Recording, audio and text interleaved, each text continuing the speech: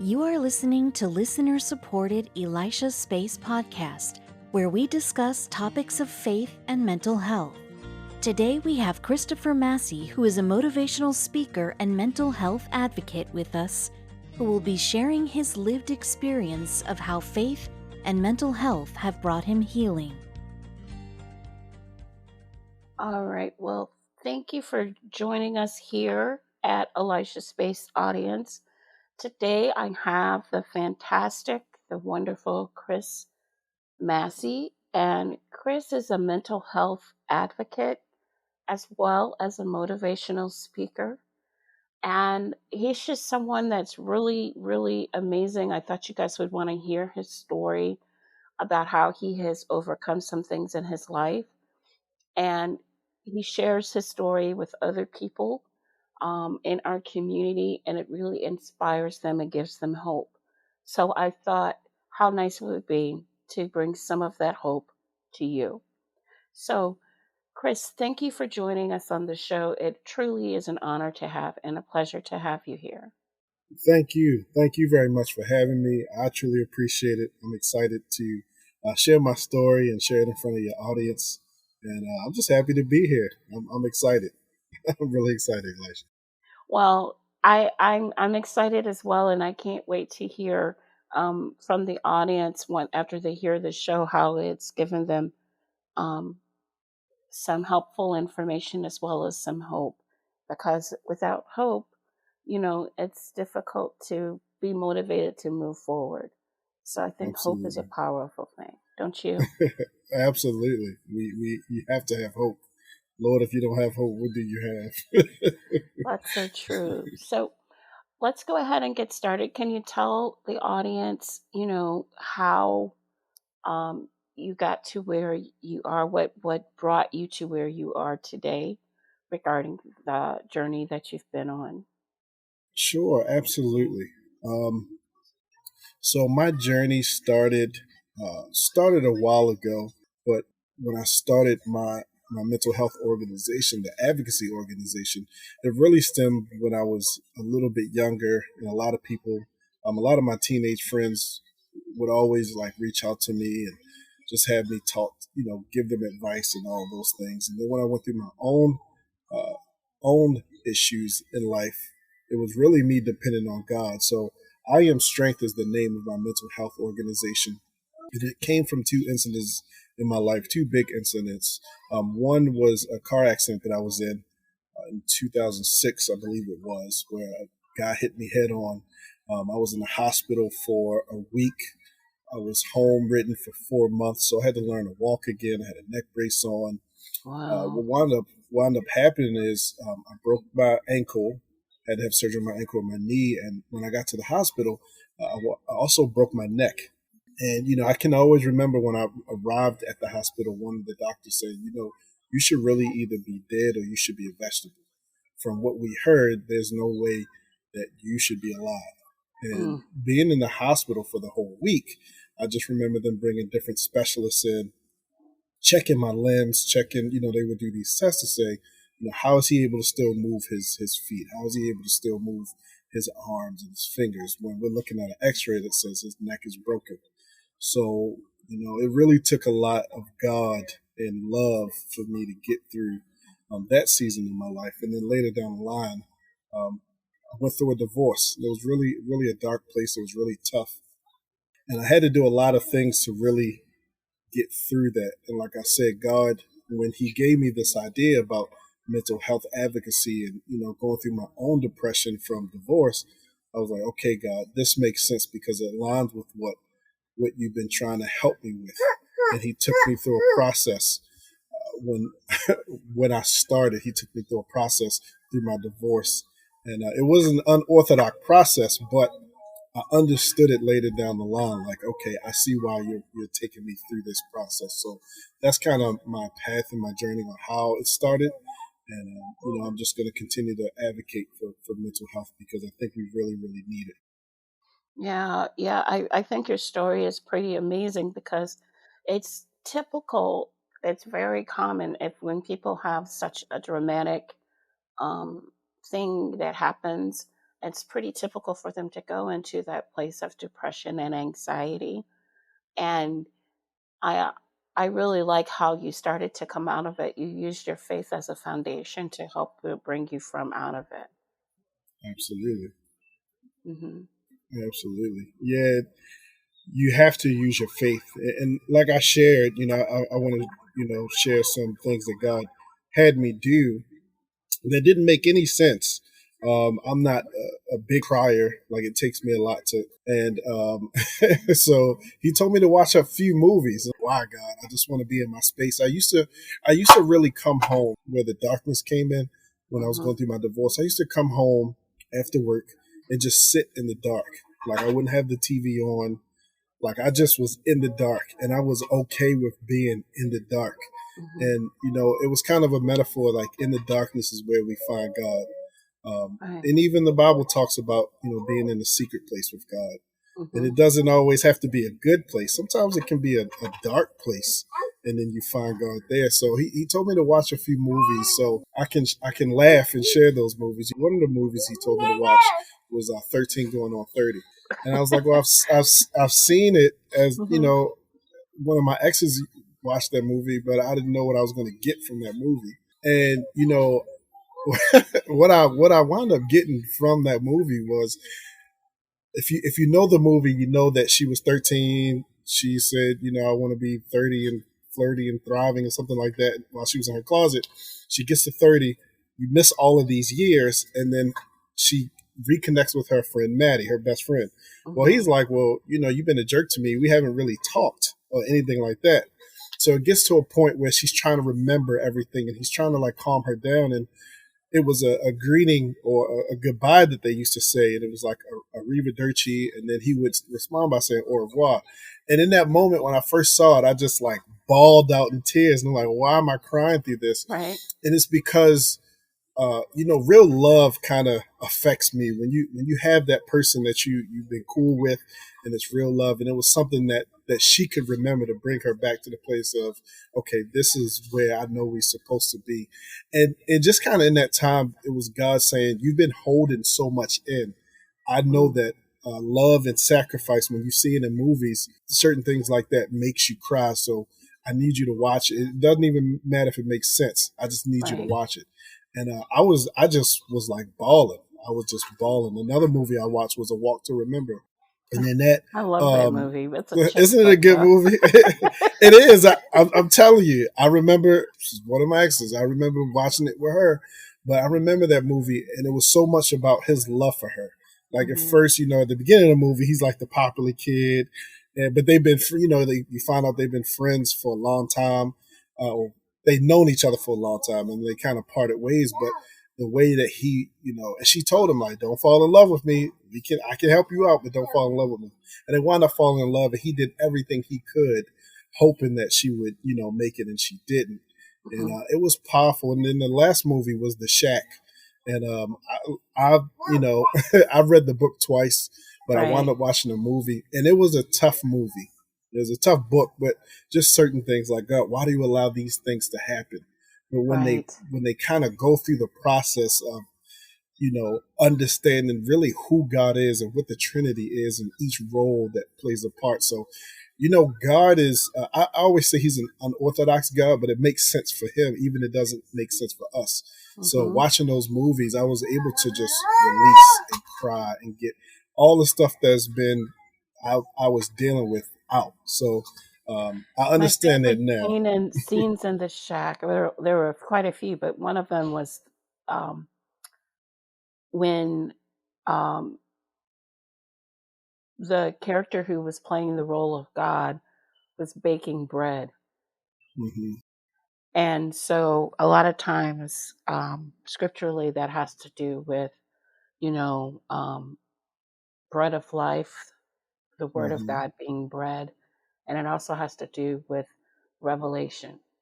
So I Yes. just find it ironic that it's almost like you were um, getting different aromas of his bread Mm. throughout that process, that revelation, so that you can become um, which was starting to take you out of that place from darkness to light. Yes, yes, absolutely. Wow, that's a big revelation right there. That's a big revelation right there. One of the other things that, even through my situations, I never was really big on, God, why did I get in an accident? I was just thankful that He saved me. Right. And just to share a piece of that, when I woke up, because I had blacked out, when I woke up, the people that God had around me, so there was a nurse, there was an off-duty EMT, and there was a pastor there. So even in that Wow. space, God still used the right people to make sure that I was good. So when in the shack, when he had to go face the character, I can't remember the name of the character, but it was his opportunity to take the judgment seat. And she was like, okay, since you are questioning God's and how He handled it, you get up there and you take the judgment seat. Oh, by the way, I want you to decide which one of your children going to heaven and which one of your children are going to hell. And he couldn't do it. And it's like, as we kind of take a step back in our lives and say, could we do God's job? Could we handle judgment? Could we say who gets a pass and who doesn't? So as I was thinking about that, I was thinking about people that have done me wrong. Like, God, why didn't they get in an accident instead of me? So, you learn certain things like that. You learn when you're going through. So those movies help me along. I get that question quite often when I counsel people. Why did this happen to me? And where was God in the midst of it?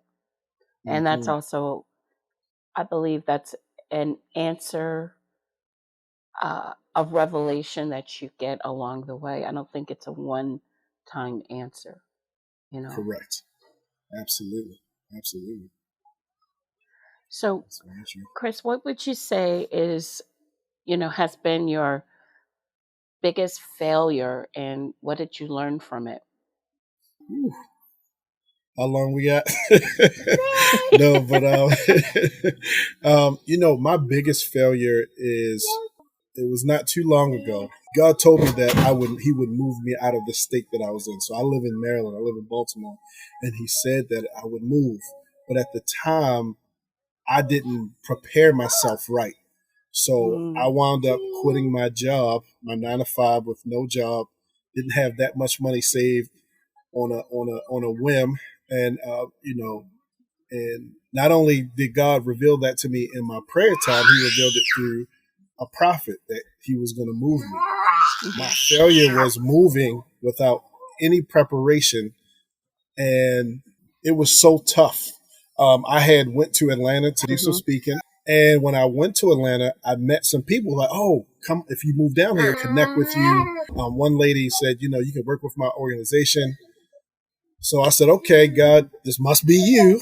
You have some connections. So when I went out there, it was like heaven shut up. Like everybody that I had connected with, nobody was available. Okay.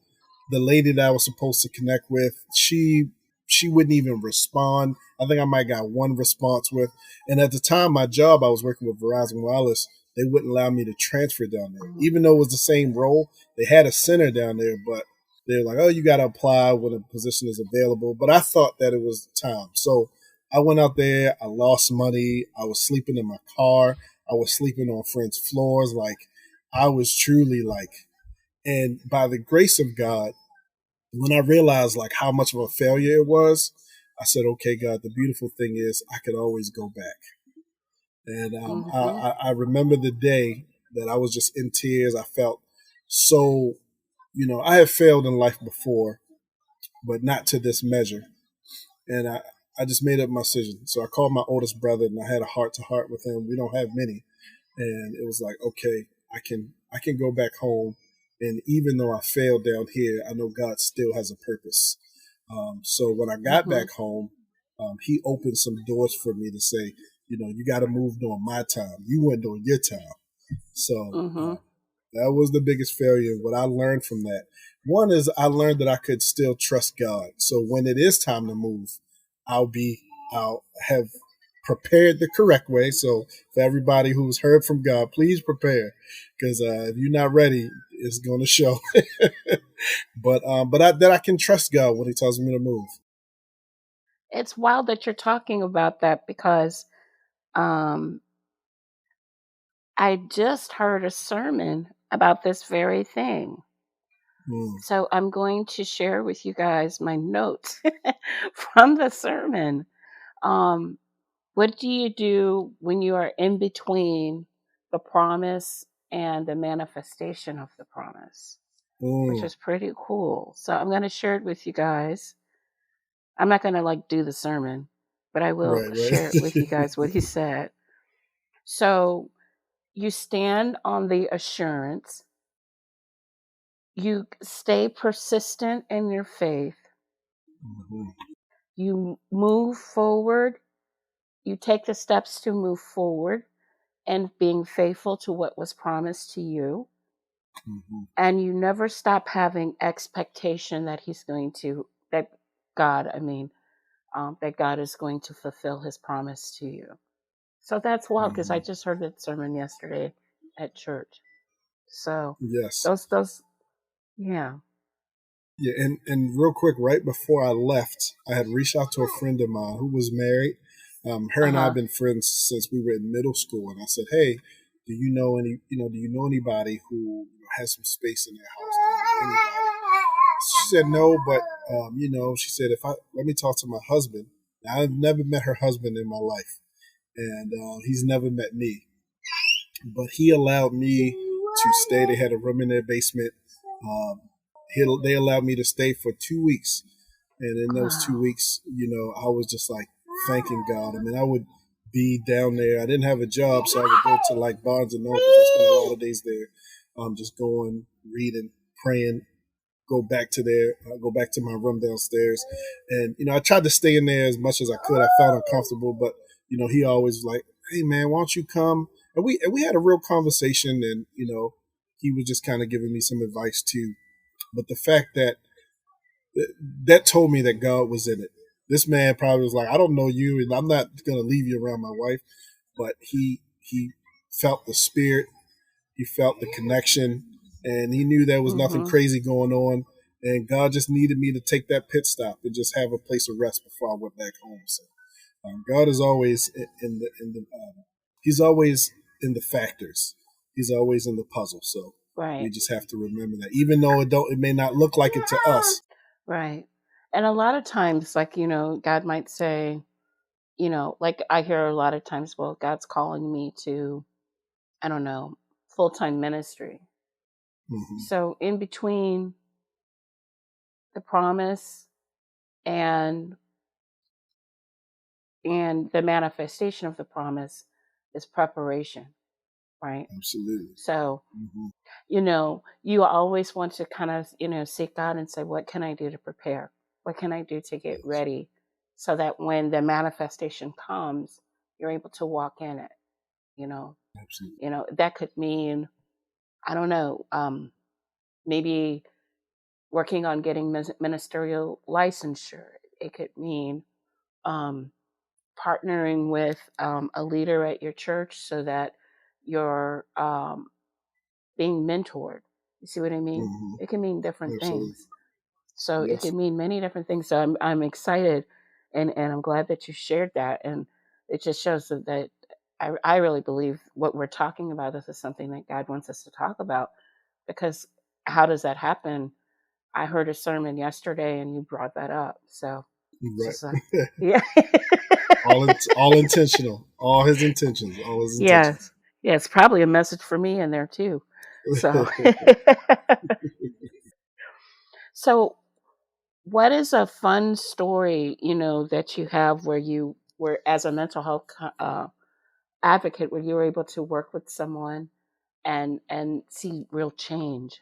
Sure. So I can share a story that I had the opportunity to. A friend of mine, I had never heard about this lady before. A friend of mine said, "Chris, there's a conference coming up in DC. This was in 2019, and her name is Before Tiffany. COVID. Before COVID, her name is Tiffany Montgomery. She has this conference, and I want you to come." So she paid for my ticket. She was like, don't worry about the ticket. This is a gift from me to you.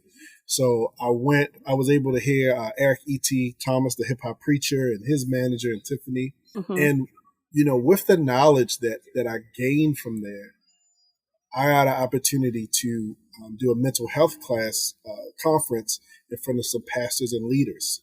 Mm-hmm. So I had a ball. One of the people was a former pastor of mine, and That's we cool. connected. And right, we connected, and we kind of talked about the past and the way I had grown and all of that. But just that opportunity from somebody thinking of me to be a blessing, and I could take that information that I got from that conference and connect with those pastors and talk about mental health and the weight, and just hearing their weight. A lot of people don't really understand what pastors go through. They see pastors and they think money, they think these pastors just travel around the world with no issues. Even your local pastor is going through, a real go through. People have to realize that when you are a pastor, it is a calling, but there are requirements, which Paul states. So not everybody who preaches is called. The Bible talks about that. Wolves in sheep clothing. But at the same time, dealing with people's souls and dealing with people's stresses is kind of like what you do in counseling. Like, it's not easy, right? Who counsels the counselors, right? Who pastors the pastor, right? So, but being able to give them something and it was kind of like a meditation where I could just get them to, kind of be in one space and calm themselves and think about the goodness of the Lord and just be still. Was kind of so fun for me. I'll never forget this conference. I had a blast, and I got an opportunity to connect with some other pastors and leaders, and for future events. So that was that conference. One, getting that invitation, and then taking that knowledge that I had to be able to go speak and be a part of this conference was really good, and connecting with my old pastor was really fun. So it was a blessing. It was a blessing to do that. Yeah, I could see you like being able, like, doing that more. You know what I mean? Yeah. Going ahead and speaking in public and everything more. Because you're so Yes. charismatic. Thank you. Yeah.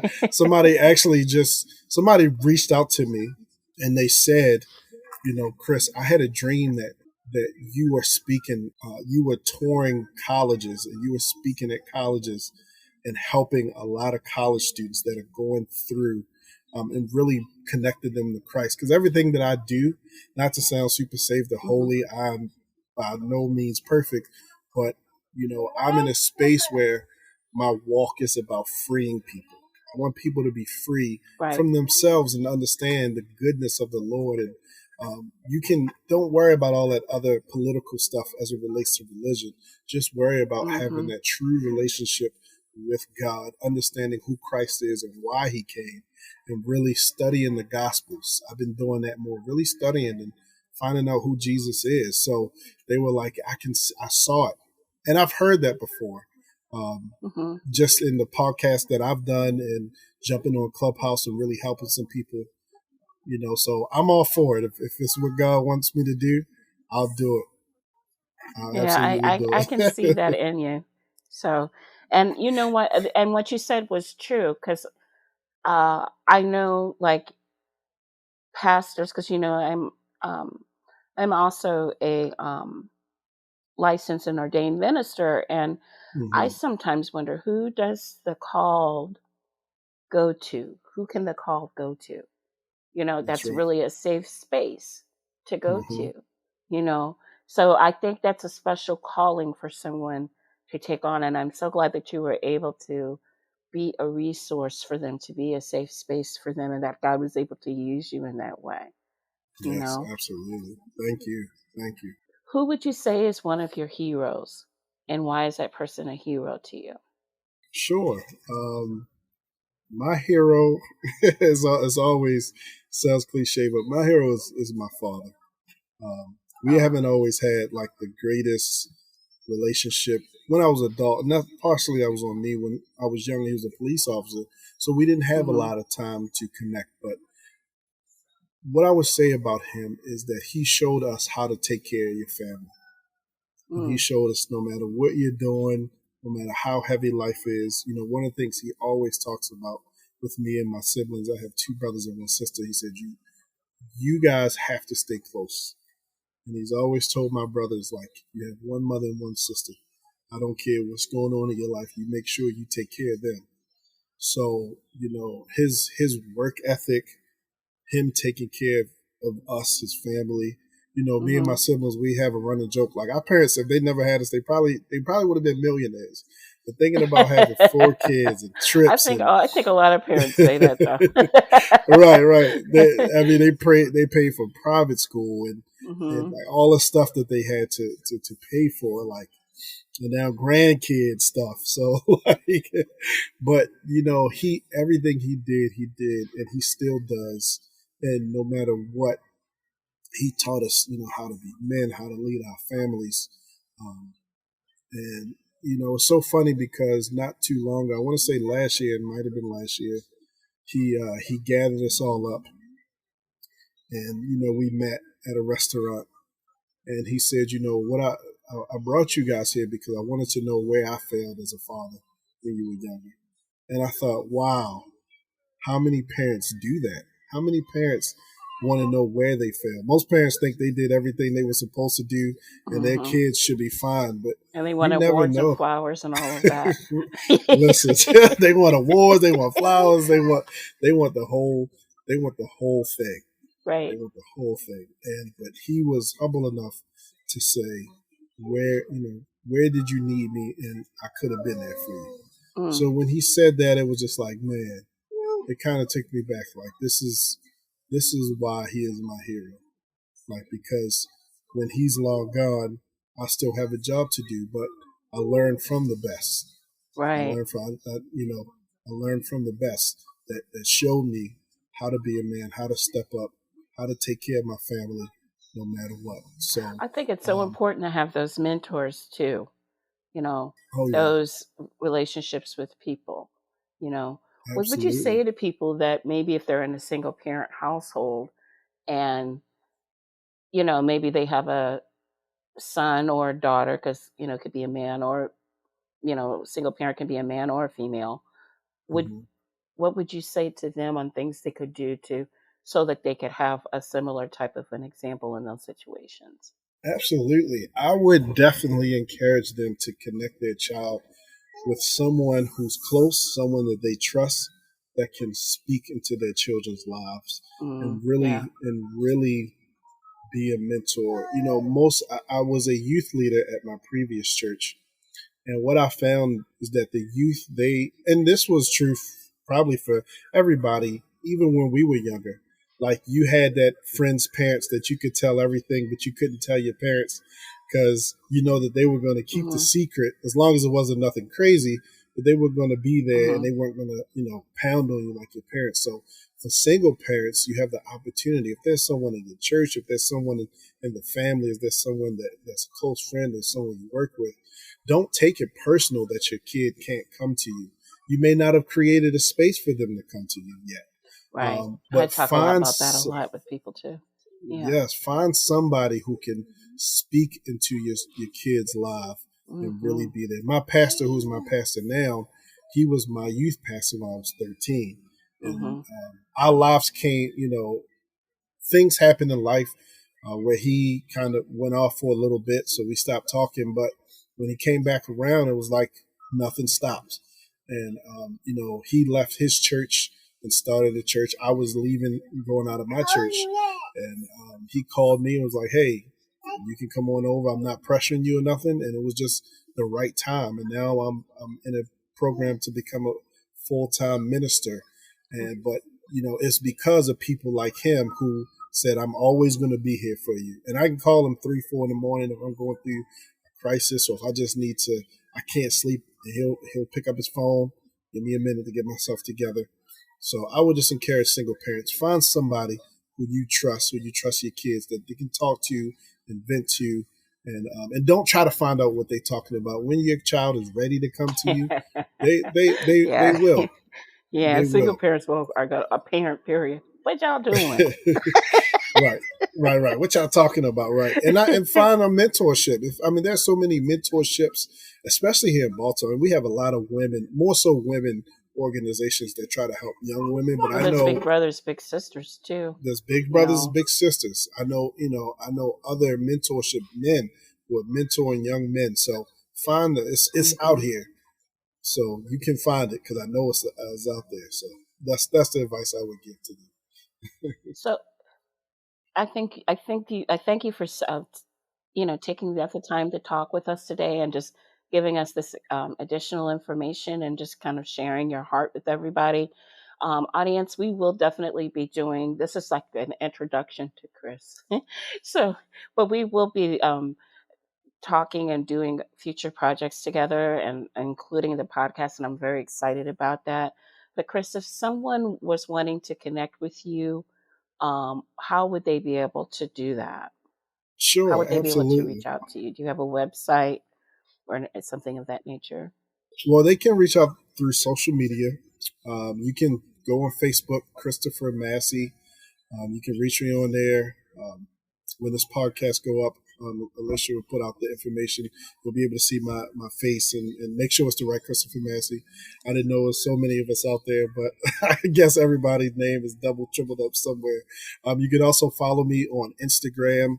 I have my I Am Strength Inc. So I Am Strength Inc. That's my business page. You can also follow me on Instagram, my personal page. So CEO_Massey. CEO_MASSEY. You can reach out to me there and connect with me. If you have any questions, if you want to chat or whatever the case may be, please feel free to reach out to me and I would love to talk. Well, Love to talk to you. that's wonderful. So, audience, of course, you will find this as you do for the other guests. You'll find his information in the summary of the episode as well. So you can just go ahead and click on those links in order to connect with him if you would like to connect with him and get to know him. Get to know him and what he does in a better way. He is truly a motivational speaker, as you heard earlier before his inspirational story, as well as a mental health advocate and when it comes to being an encouragement and bringing hope towards other people. So, whatever you choose to do, audience, when it comes to anything, but the key takeaways I think are holding on to hope, which I could talk about a lot, as well as um, making sure that you, in the middle of your um, journey, you're making some type of step or movement so that you can see the manifestation of the promise. So I, I thank you for joining us today. It is truly a pleasure. And audience, I say to you, continue to move forward in your good health. And I look forward to talking with you guys on our next episode. Bye-bye.